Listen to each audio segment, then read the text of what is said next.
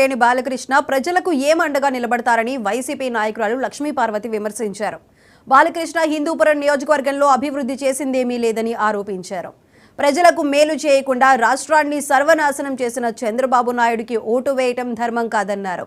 తప్పనిసరిగా మళ్లీ వైఎస్ జగన్ గెలవాల్సిన అవసరం ఎంతైనా ఉందని లక్ష్మీపార్వతి తెలిపారు. అతను కనీసం కేసు కూడా లేకుండా చేసి మన కుటుంబాన్ని కాపాడినటువంటి కుటుంబం వాళ్ళది. మరి ఈరోజు చంద్రబాబు నాయుడు ఒక దుర్మార్గంగా నిన్ను చంపుతానంటూ జగన్మోహన్ రెడ్డి మీద మరి హత్యా ప్రయత్నం చేయించాడు.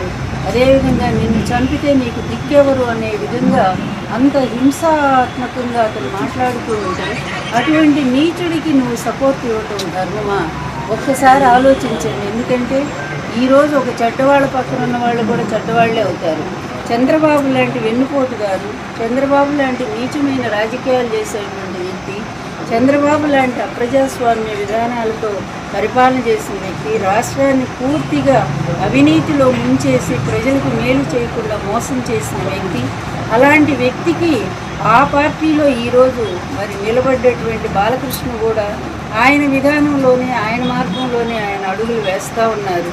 అందువలన చెడును ప్రోత్సహించే వ్యక్తుల్ని మనం దూరంగా పెట్టడం అనేది ధర్మం కనుక ఎన్టీఆర్కి ఆత్మశాంతి కలగాలి అంటే, ఎన్టీఆర్కి నిజమైన ఆనందం కలగాలంటే ఆయన ఆత్మకి తప్పనిసరిగా జగన్మోహన్ రెడ్డి గారు గెలవాల్సిన అవసరం ఉంది.